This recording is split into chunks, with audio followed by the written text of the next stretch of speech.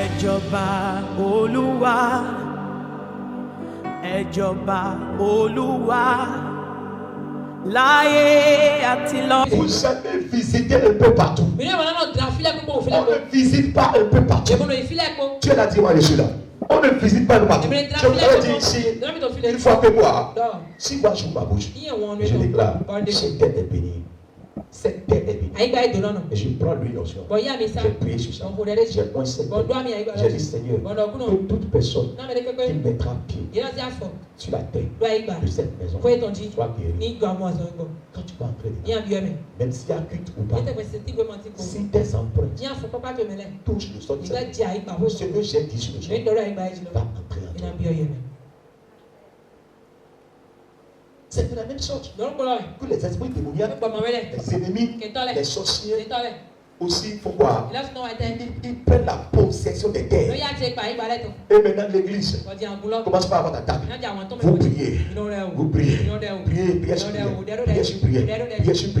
Il va falloir que tu élèves la prière contre les esprits territoriaux.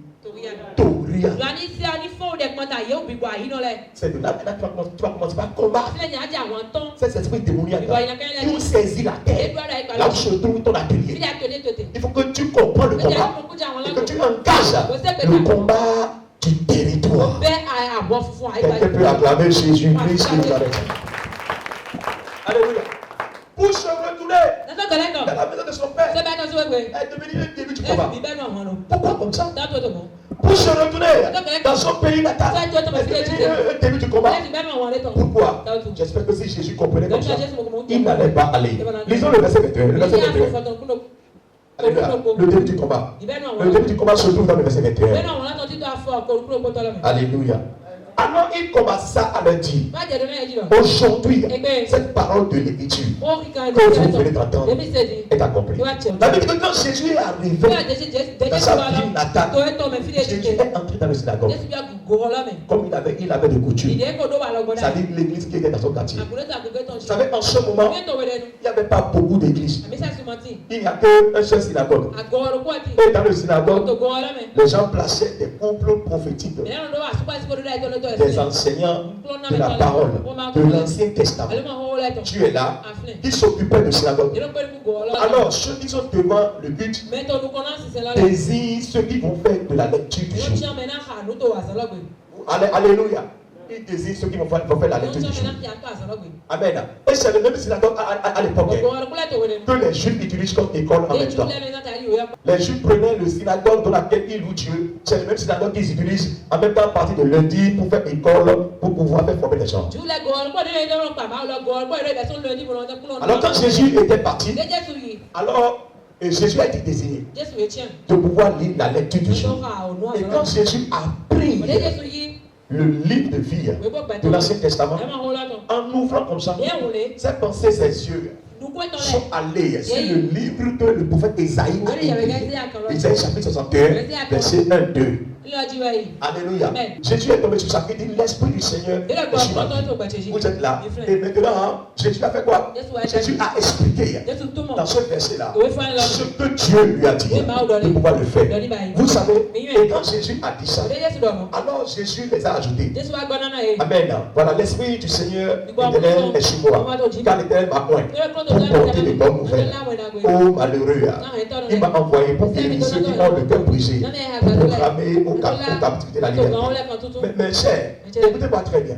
Est-ce que ce n'est pas une bonne chose? Mais c'est une bonne chose. C'est une bonne chose. Alléluia. Alors, les Juifs le regardaient. Parce que les Juifs s'attendaient déjà au Messie. Les Juifs ne savaient pas de qui est le Messie et quand est-ce qu'il va arriver. Les Juifs en ce moment ne croyaient plus. Les Juifs, leur foi était tombée. Les Juifs attendaient un serviteur de Dieu qui va venir les sauver de leurs problèmes. Comme ce qui se passe sur ta vie aujourd'hui. Alléluia. Alors quand Jésus a pris le livre de vie et Jésus a lu cette passage, Jésus a ajouté. Alléluia. Au 21 verset, pardon. De chapitre 4 là. Jésus a dit qu'elle a fini de lire et il a dit ce que Dieu lui a recommandé de faire. Alors Jésus a dit aujourd'hui, cette parole de l'Écriture que vous verrez d'entendre est accomplie. Et ils ont dit Cela est accompli comment? Comment cette parole est accomplie? Mais nous n'avons plus personne qui va nous délivrer. Et lui qui est né chez nous ici, lui nous dit que cette parole est accomplie. Lui, le fils de Joseph, le fils charpentier, lui, il nous dit que quoi? Que cette prophétie est accomplie. Que maintenant, quand nous sommes en train d'écouter ça, c'est accompli. Écoutez-moi très bien. Tu peux connaître le passé de quelqu'un, mais ne pas connaître le futur de la personne. Écoutez-moi très bien. Tu peux connaître des histoires ça sur moi dans le passé. Et mon futur viendra devant toi avec la lumière de la sainteté. Si tu me crois, il faut le croire. Si tu ne veux pas me croire, I know qui est you. Laisse-moi. Prends ton chemin. I take my way. Moi, je ne suis plus comme moi et toi, nous étions. Moi, j'ai changé. Si tu veux croire que j'ai changé, si tu ne veux pas, tu ne vas pas y croire. Je m'en fous de toi. Je connais le chemin que j'ai choisi. C'est quoi? Lui, le fils du charpentier. Il me dit quoi ici? Il a grandi ici. Et nous avons vu comment il marchait, il torchait ici. Et comment il fessait les fesses. C'est lui, il veut nous douter de la prophétie. Il fait quoi? Le début du combat a commencé de la maison de son tuteur Joseph. Le début du combat a commencé dans sa patrie. Là où il était parti. Personne ne l'a attaqué là-bas. Mais dans son pays, il a été attaqué. Dans son quartier, il a été attaqué. Dans sa maison, là où il est né, il a été attaqué. L'église qu'il avait fréquentée, il a encore été attaqué là. Tu vois que pour manifester la gloire, c'est pas facile.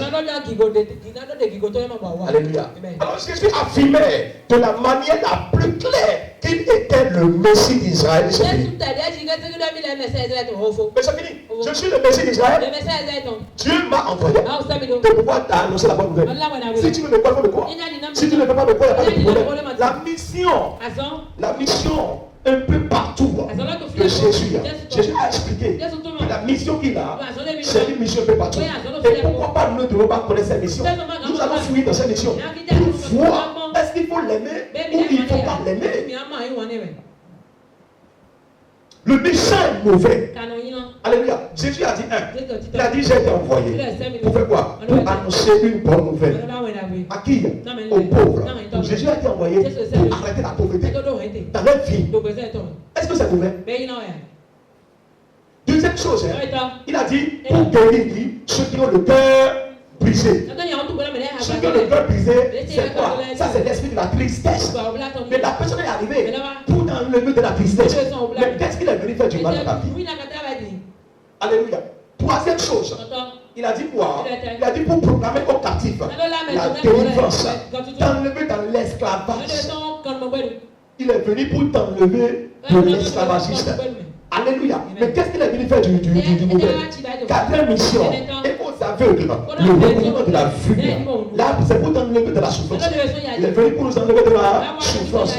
Alléluia. Pour renvoyer libre les opprimés. Ça, c'est pour te délivrer de l'oppression. Alléluia. Donc, amen. Donc, il vient pour publier une année de grâce du Seigneur. Ce que nous en avons besoin. Alléluia. Alors, quand Jésus a expliqué sa mission, mais quelle a été la réaction de la famille? Regardez ce qu'a été la réaction de la famille. Verset 22. Tous ceux lui rendaient témoignage. Ils étaient étonnés des paroles de grâce qui sortaient de sa bouche. Et il disait, n'est-ce pas le fils de Joseph? Vous voyez ça? Ils ont vu la gloire de Jésus. Jésus est venu les sauver. Il est venu les aider. Et ils ont démontré leur réaction en même temps. La Bible dit que vraiment, et tous lui rendaient témoignage. Ça, c'est la simulation. C'est un faux témoignage qu'ils sont en train de lui rendre. C'est pour le simuler, pour lui rendre court. Fais attention avec ceux qui te glorifient. Aujourd'hui, tu as chanté. Tu as chanté. Il y a certaines personnes, quand ils font un petit truc, ils aiment qu'on les glorifie. Attention, fais attention avec ceux qui te glorifient. Il y a certaines personnes qui ne veulent pas te glorifier. Maintenant, puisque parce que tu aimes qu'on te glorifie, ils te montrent les dents. C'est la simulation. Ils montaient à Jésus, ils étaient contents. La Bible dit qu'ils étaient étonnés des paroles de grâce qui sortaient de sa bouche. Et ils disaient, N'est-ce pas le fils de Joseph? Ça c'est quelle mentalité? N'est-ce pas le fils de Joseph? Alléluia. Donc l'assimilation, la haine et faux glorification. On appelle ça bouche mielleuse. On voit ces choses dans la maison de père, de votre père. Il sait des choses se passent. Mais toi tu ne sais pas. Qu'est-ce qui a été la réponse de Jésus à leur réaction? Qu'est-ce que Jésus a dit? Donne-moi le verset. Le verset 23, oui. Jésus l'a dit. Vous m'appliquerez ce proverbe.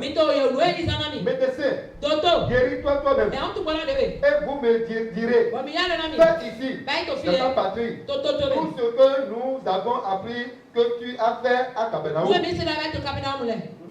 Mais, ajouta-t-il, je vous le dis en vérité, aucun prophète n'est bien reçu dans sa patrie. Je vous le dis en vérité. Il y avait plusieurs veuves en Israël du temps d'Élie. Lorsque le ciel fut fermé 3 ans et 6 mois, et qu'il y eut une grande famine sur toute la terre. Et cependant, Élie ne fut envoyé vers aucune d'elles. Vers une femme veuve, la Sérepta, dans le pays de Sidon. Il y avait aussi plusieurs lépreux en Israël du temps d'Élisée, le prophète. Et cependant, aucun d'eux ne fut purifié. C'était Naaman le Syrien. Ils furent tous remplis de colère dans la synagogue lorsqu'il entendit cette chose. Et s'étant levé, et il le chassait. Amen. Amen. Alléluia. Vous voyez, Jésus rapidement a lu leurs pensées bizarres. Jésus a dit que les souris que vous me montrez sont des faux souris. Jésus a lu leur cœur bizarre. Il a lu leur cœur simulé. Jésus a commencé par leur dire, oui, parce que j'ai dit que l'Esprit du Seigneur sur ma vie, vous allez me demander que de faire des miracles ici, que les miracles que je faisais ailleurs, et que les gens me glorifiaient, que de faire ça ici. Oui, je sais que vous allez dire ça. Jésus a dit, je sais que vous allez me demander de faire des miracles. Jésus dit, oui, vous allez me demander de faire ça ici. Mais une chose que je veux vous dire, aucune personne n'est jamais prophète, aucun prophète n'est jamais accepté à 100% dans sa patrie.